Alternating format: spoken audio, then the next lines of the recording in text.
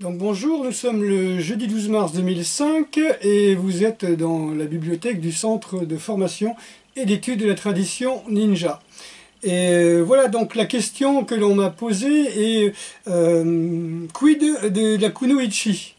Alors on m'a parlé qu'il y avait des fédérations, des rencontres du kunoichi et voilà, il suffit de faire des recherches dans les densho. Et est-ce que les kunoichi ont existé? Est-ce que ce sont des James Bond girls? Alors je vais vous montrer, hop, voilà comment on nous montre les kunoichi aujourd'hui. Donc voilà, si je l'ai mis dans le musée, c'est bien pour montrer que la représentation moderne des James Bond girls japonaises, bon, ça on le retrouve surtout depuis les années 60, hein. Depuis James Bond on trouve des James Bond girls. Donc pourquoi pas le Japon occupé par les Américains font des films des années 60 avec des ninjas, ninja femmes, pourquoi pas. Le seul problème c'est que ça tient du roman, ça tient des années 60, des films, et pas forcément de la réalité. Qu'est-ce que kunoichi? Que veut dire kunoichi? Voilà, vous avez onna, l'idéogramme de femme, et vous voyez en hiragana ku, en katagana no, en manji ichi.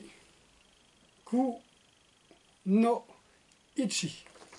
Voilà, donc c'est simplement la description de l'idéogramme onna, qui veut dire femme. Il y a une lecture plus ou moins, on va dire, ésotérique de ceci. Ku veut dire vide, mais aussi neuf. No veut dire 2, et ichi 1, ce qui donne 1 des 9. Donc on dit que les femmes utilisaient 1 des 9 ku, un des 9 orifices, on va dire, pour leur mission ninja. Ça, c'est ce qui m'a été donné comme explication lorsque j'étais au Bujinkan dans les années 90, début 90. Ensuite, que dit le Basen Shukai? Le Mansen Shukai ou Basen Shukai, c'est un livre quand même que l'on respecte dans le ninjutsu. Il dit, page 26, le kunoichi no jutsu. Ah, on parle de kunoichi, donc ça a vraiment existé. Est une méthode de femme ninja. Quand un ninja masculin éprouve beaucoup de difficultés pour pénétrer un territoire, il faut utiliser le kunoichi no jutsu. Donc la technique de femme, si vous voulez. Ce n'est pas une approche intelligente, et elle n'est pourtant pas vraiment digne de foi, car il s'agit d'une dame, d'une femme. Mais si on demande à une femme de respecter une promesse, et qu'elle est courageuse, et si elle utilise la manière qui convient, on peut aller au fond du territoire ennemi. Pour cela, elle peut aller jusqu'à devenir la servante d'un vassal, donc un vassal de l'ennemi. Il y a quand même quelques possibilités pour qu'un tel stratagème puisse réussir. Donc, ça veut dire qu'on fait appel à une femme, mais bon, on n'est pas sûr que ça va marcher. Il suffit de voir un petit peu comment les femmes sont encore considérées au Japon, pour bien comprendre, voilà. Il y a peu de femmes dans les postes, on va dire, de dirigeants au Japon, dans les grands directeurs de société aussi. Donc il faisait appel à contre-cœur aux femmes, tout simplement, à une femme. Donc il faut pénétrer donc le territoire ou la maison avec la méthode du kakuremino. Il est nécessaire de décider d'un code avec la kunoichi.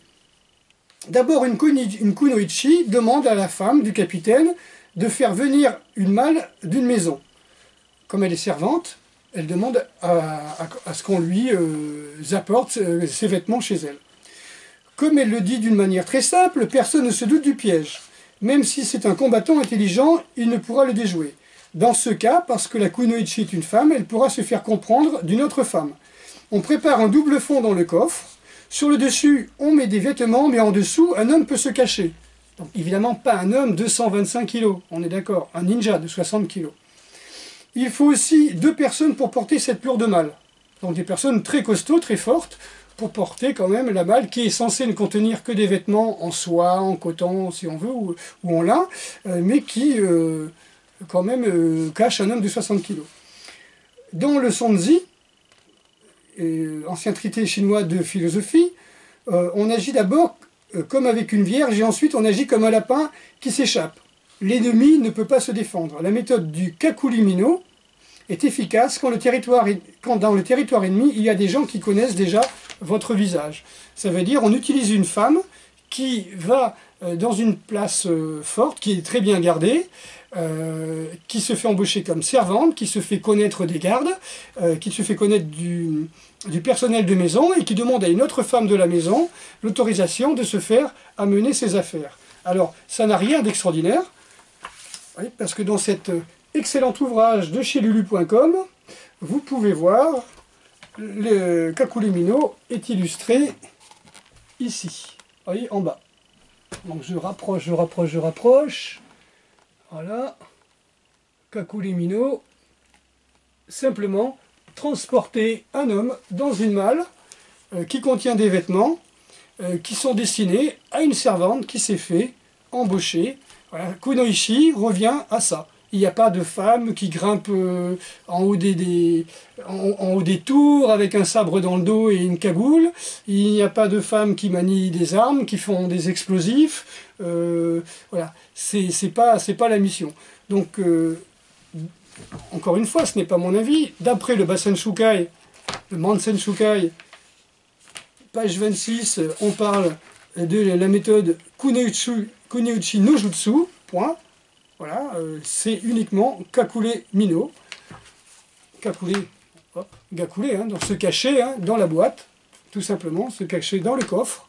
Et Kunoichi, voilà, une femme qui peut être utilisée comme agent de renseignement pour entendre, pour écouter, pour voir, pour donner des faux renseignements.